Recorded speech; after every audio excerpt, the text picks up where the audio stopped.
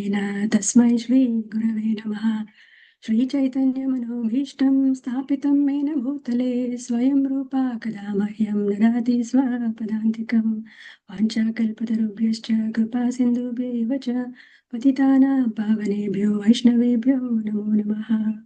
जय श्री कृष्ण चैतन्य प्रभु नित्यानंद श्री अद्वैता गदाधर श्रीवासादि गौर भक्तवृंद। हरे कृष्णा कृष्णा कृष्णा हरे हरे, हरे राम राम राम हरे हरे। ओम नमो भगवते वासुदेवाय, ओम नमो भगवते वासुदेवाय, ओम नमो भगवते वासुदेवाय।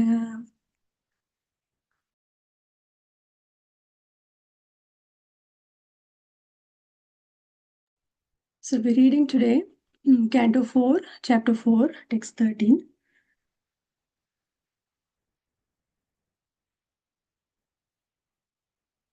नाश्चर्यमेतद्यद् असत्सु सर्वदा महद्विनिन्दा गुणपात्मवादिषु स ईर्ष्यं महापुरुष पादपांशुभिर्निरस्ततेजसु तदेव शोभनम्.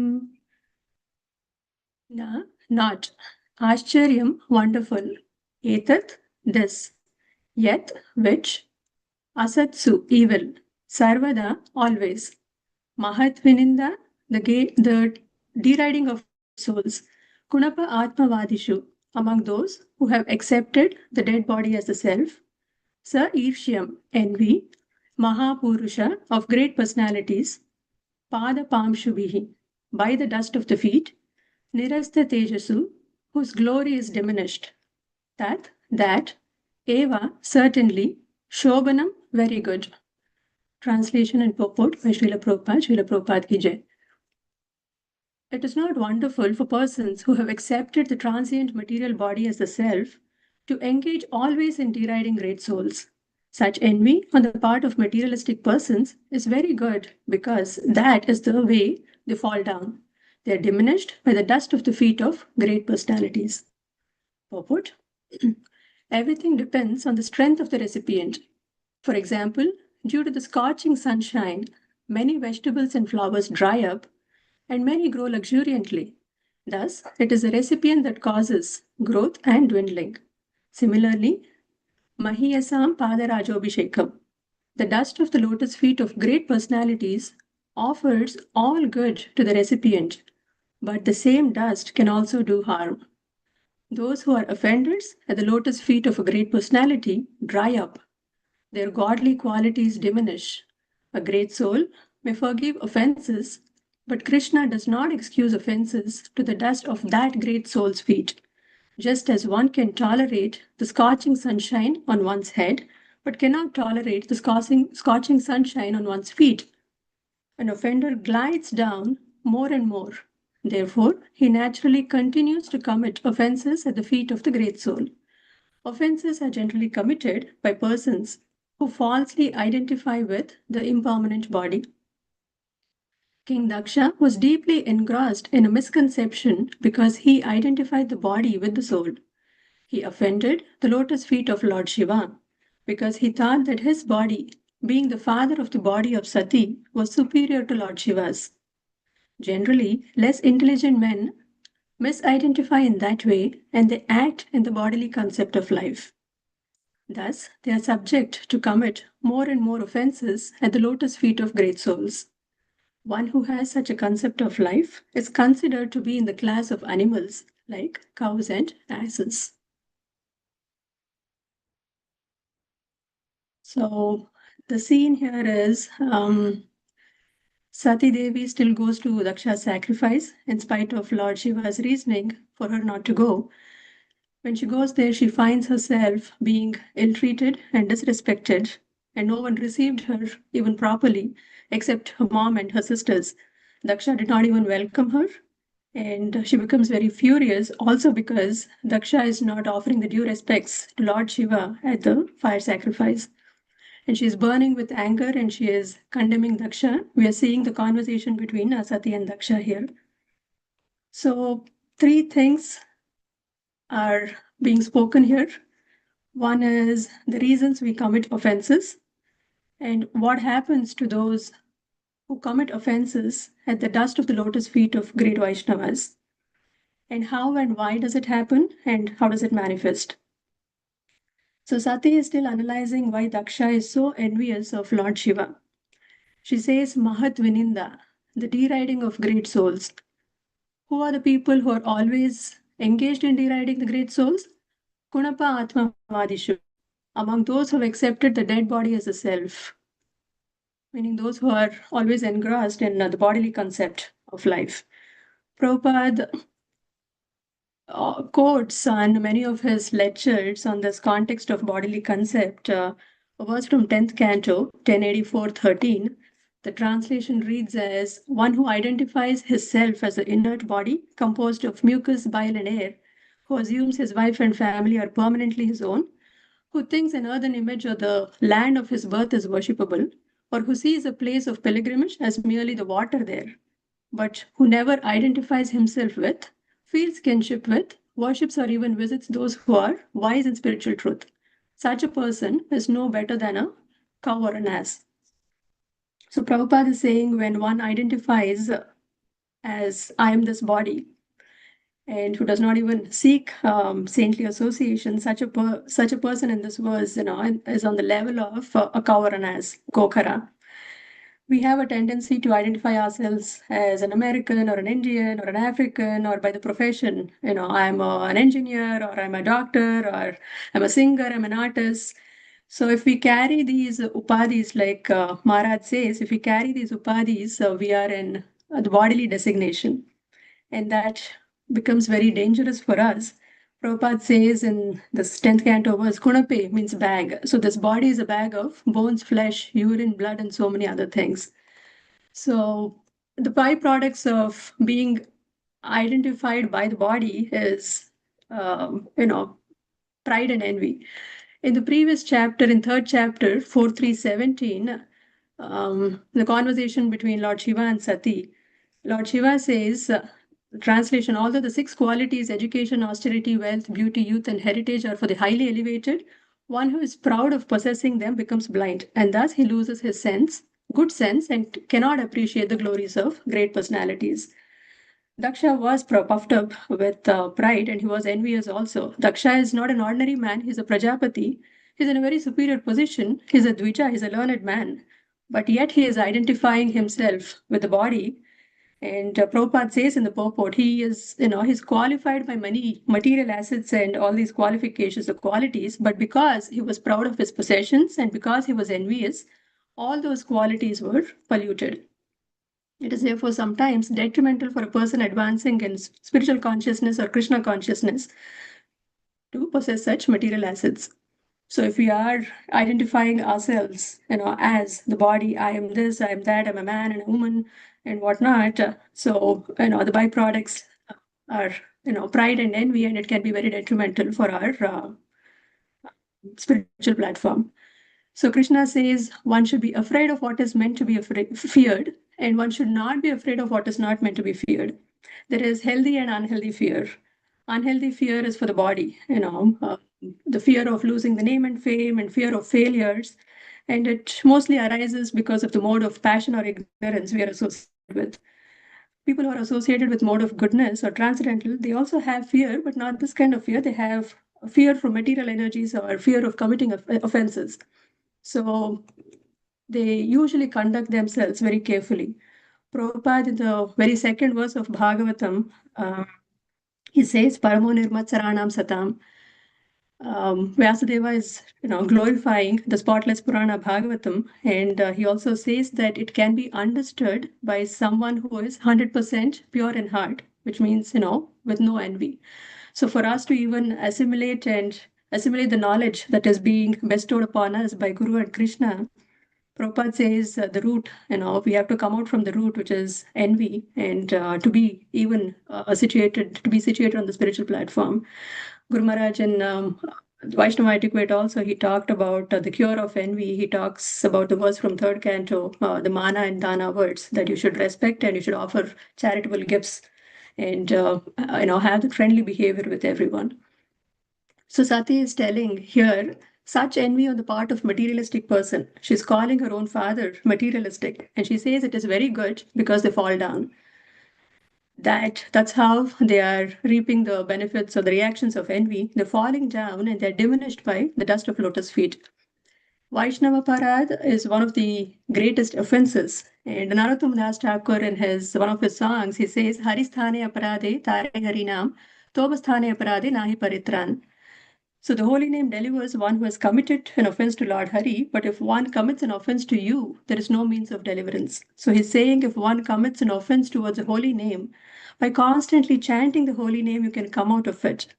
But if one commits an offense to Krishna or to his pure devotees, nahi paritran, no deliverance. He will for sure be diminished in his spiritual consciousness. So if you want to come out of Vaishnava Parad, one has to advance in spiritual understanding and definitely come out of this bodily concept. Otherwise, Prabhupada says he's no better than an animal. We can't expect a gentle behavior from an animal. So Sati Devi says, Sa Ikshyam, envy. Shobhanam, very good. Why is it very good? Nirastha Tejasu, whose glory is diminished because they won't remain in that position for long and they will, for sure, they will glide down, they'll be penalized and punished. And how will they be punished? Pada Pamshuvihi Mahapurusha, by the dust of the lotus feet of great personalities. The dust of lotus feet, it can act in two ways. It can elevate one and it can also destroy one.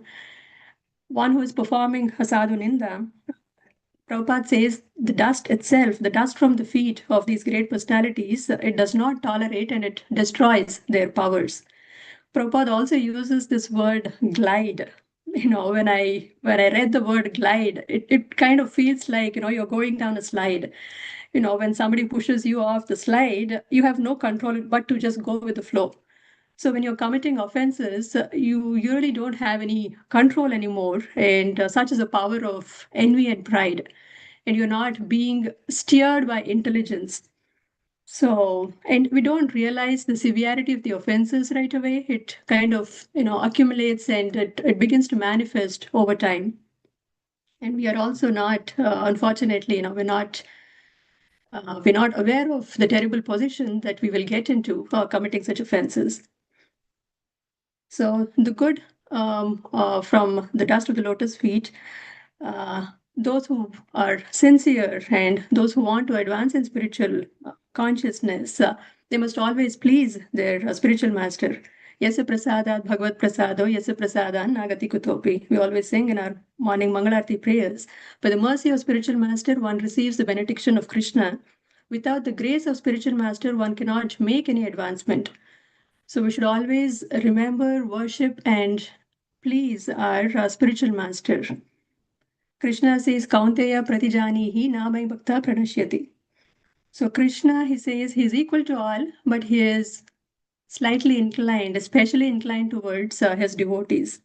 One who is fixed in his determination, one who is always engaged in his devotional service, in the mood of service, in the mood to please him, he takes care of him. Temporarily, knowingly or unknowingly, they might commit offenses, they might fall down, but Krishna says he will protect such devotees and he will reinstate them back to their position immediately. He says he quickly becomes righteous and attains lasting peace. O son of Kunti, declare it boldly that my devotee never perishes. Pranashyati. So that's how compassionate and the mercy that we are receiving from Guru and Krishna. So the downside of offending pure devotees, when we are offending great Vaishnavas, the quality of a pure devotee is such that they never take offense. They're called adoshadarshi. They cannot find fault in others. In the previous text yesterday, we read that great devotees like Lord Shiva, they can't find fault in others. But even if he finds a tiny bit of good quality in somebody, he magnifies it. Krishna also, when Putana came to kill him, he thought that she's coming to render a service and he must award her for her service. So pure devotees, Samadarshina, Pandita Samadarshina, they're equal to everybody and they love everyone. But it is Krishna who takes it seriously and he doesn't like when his devotees are insulted. Prabhupada says in this purport, A great soul may forgive offenses, but Krishna does not excuse offenses to the dust of that great soul's feet. Just as one can tolerate the scorching sunshine on one's head, but cannot tolerate the scorching sunshine on one's feet. You all know that when we go out in Chicago summers, 120 degree Fahrenheit or 100 degree Fahrenheit, it's impossible to walk. And we can still bear the heat in the head, but not barefoot. We cannot walk even for a second bare feet. So Krishna, when the pure devotees who've taken the complete shelter of the Lord, when they are insulted, Krishna will not tolerate. Prabhupada says you can chastise a man, he can tolerate, but if you do harm to his child, he can never tolerate. So there are many examples where Krishna tries to harm the people who try to offend the pure devotees. One classic example is Amrish Maharaj and Durvasa Muni. Durvasa Muni becomes envious of Amrish Maharaj. He thinks he's a grahastha. Amrish Maharaj is a grahastha. He's a kshatriya, he's not even a brahmana, and he's always engaged in royalty, but yet he's being applauded for being such a great devotee. And then, he goes to Amrish Maharaj on a Dwadashi day with 60,000 of his disciples. And when Amrish Maharaj breaks the fast before even serving Durvasa Muni with water, when he breaks the fast with water, he becomes very furious and he tries to harm Amrish Maharaj by creating a demon and, trying to kill Amrish Maharaj. But Lord Vishnu becomes very furious at it and he releases his Sudarshan Chakra, which starts chasing Durvasa Muni, and he goes and begs, Lord Shiva and Brahma and then Vishnu, and then finally he had no other choice but to beg for forgiveness to Amrish Maharaj. So Durvasa Muni had to pay the price of the offense that he committed to harm Maharaj Amrish. So the dust of the lotus feet can become harmful also when you commit offenses. You lose all the piety, good fortune, or any material or spiritual advancement that you might have accomplished. Prabhupada also says sunshine. He gives the example of sunshine. Sunshine can be good. It has good effects and negative effects also. It can nourish a plant. It can also destroy a plant. So in that context, Prabhupada says it is up to the recipient. It's up to the strength of the recipient. The recipient is how much the recipient is eager to receive or take advantage and receive the mercy that we are receiving from Guru and Krishna. It depends on that. Chaitanya Charitamrita Madhya also says the Vaishnava Aparadh it's compared to a mad elephant. Vaishnava Aparadha Ute Hati Mata. The translation reads as if a devotee commits an offense at the feet of a Vaishnava while cultivating the creeper of devotional service in the material world, his offense is compared to a mad elephant that uproots the creeper and breaks it. In this way, the leaves of the creeper are dried up. So for us too, if we are uprooted from the shelter and protection of Guru and Krishna, we become nothing less than the creeper that is uprooted from the ground. So we lose everything, and our Bhakti Lata is crushed. One also loses all good qualities. When we commit offenses, it might seem that nothing has changed, but over time we lose the power of discrimination. Using the right choice of words, our thought process and our mind becomes disturbed. And we don't see the effects ourselves when we commit offenses, but others can see the deterioration in us. And the subtlety of the consciousness of right and wrong is lost. And then, one offense leads to another offense. So it never stops. So there are a lot of examples of the negative effects of offending Vaishnavas, pure devotees. One is Madhavendra Puri's two disciples, Ishwara Puri and Ramachandra Puri. One flourished and one dried up. Ramachandra Puri, he offended his spiritual master and he was left with the fault-finding mentality. But whereas Ishwara Puri, he was bestowed with full blessings from his spiritual master. So for us as because when we're not careful with our dealings, we deal with envy, ego, and lust. And, with our uncontrolled mind and senses, our false ego becomes very active and our intelligence is not discriminative anymore and we become very faulty. But when we are cautious about such dealings with Vaishnavas, Krishna will give us the intelligence in every step. Krishna says, Dadami buddhi yogam tam enamam upayantite. Those who are constantly engaged or devoted to serving me with love, I give the understanding by which they can come to me. So if we deal cautiously and our tendency of committing the offenses also and slowly go down. Another example is Indra. He offends his spiritual master Brihaspati. He does not receive him when he walks into the assembly, and he does not respect him, and he loses his strength and luster. Shukracharya, he tells demons that the demigods are weak now because they've offended their spiritual master. But the demons have worshipped Shukracharya well, and they have become powerful. So they attack the demigods and they win over them. Amoga is another example. He offends Mahaprabhu for accepting the offering that was given, the offering of an extraordinary feast by Saurabhama Bhattacharya. Then he gets afflicted with the most dreadful disease, cholera. Mahaprabhu is still very merciful at that stage. He comes and touches Amoga and he revives him, and he also tells him that the heart of a Brahmana is meant to be a clean sitting place for Krishna. So it should not be filled with envy or criticism or fault finding. Gopal Chakravarti is another example. When we read in Chaitanya Charitamrita, there's a whole section of glories of Haridas Thakur. Gopal Chakravarti, he offends Haridas Thakur and he threatens him, he'll cut his nose off. When Haridas Thakur, he explains the benefits of chanting loudly than in the mind, the thousand times benefits. When he explains, he becomes very furious. And he's so envious of Haridas Thakur. He openly blasphemes Haridas Thakur that he's a born Shudra. He's not even a Brahmana. And Kali Yuga has come to such a stage where even, Lokra as Shudra has come to take the shelter of the holy name.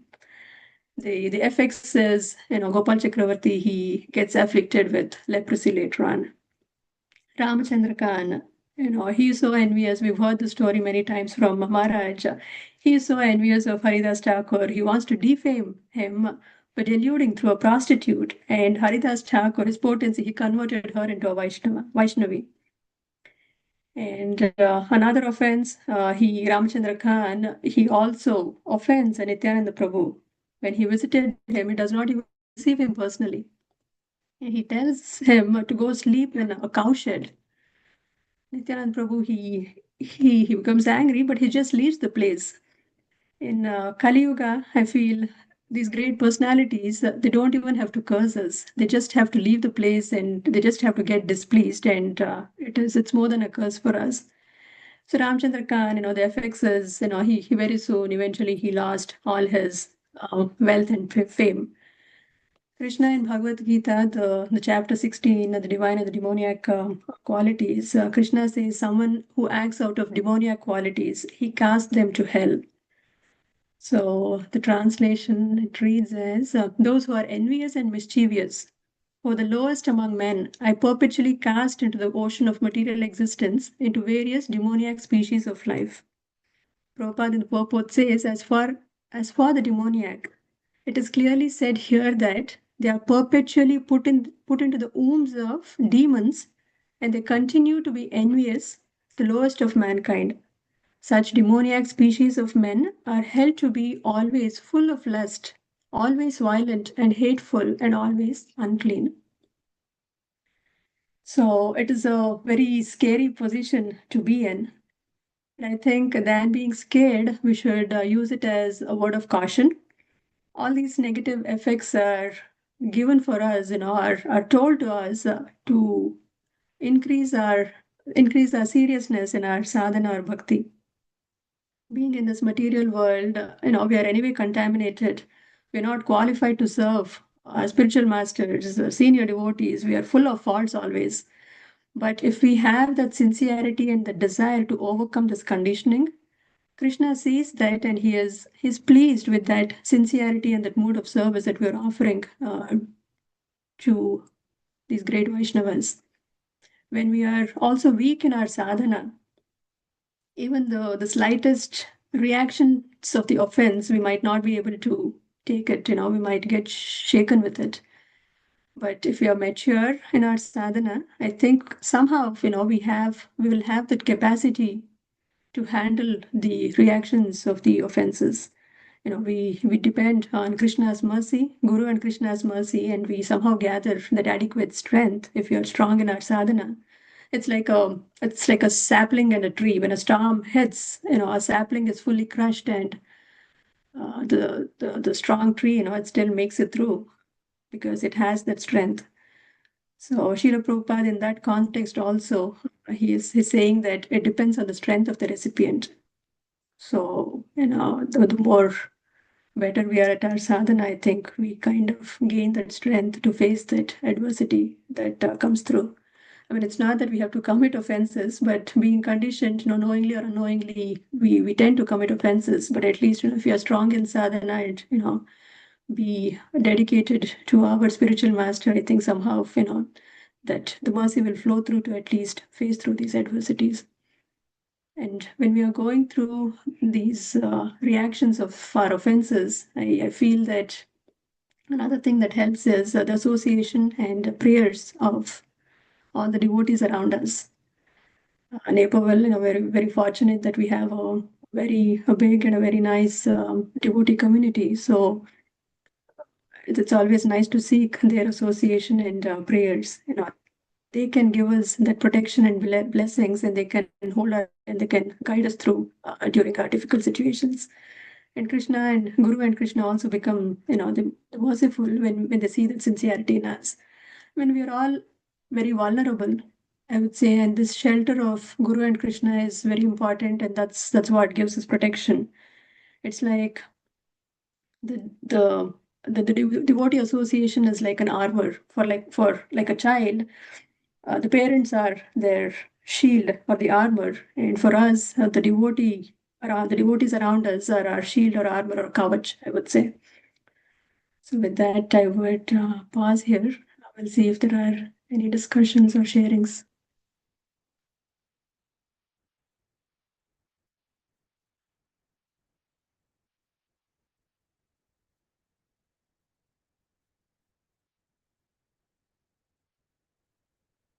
Hare Krishna Mataji, Dhanvat Pranam.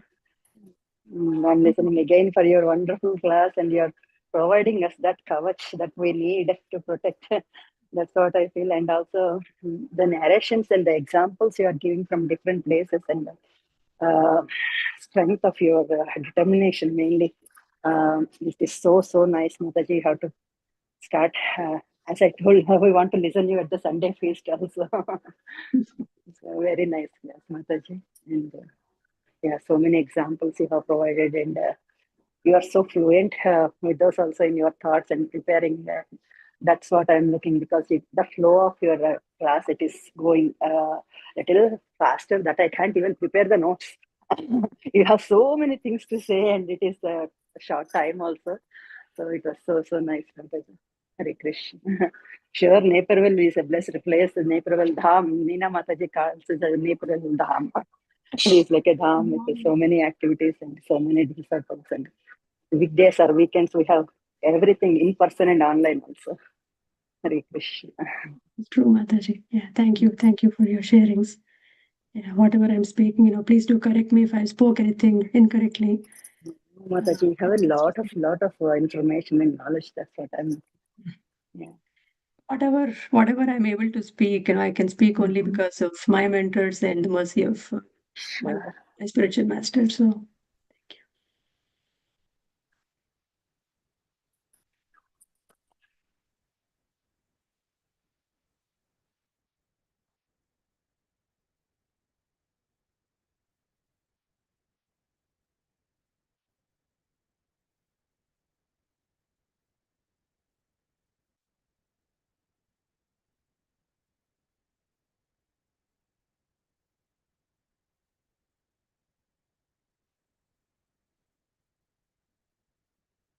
If there is anything else,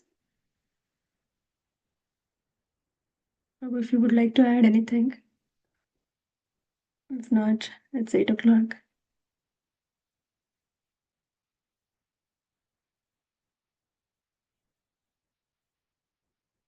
Okay, there is nothing else.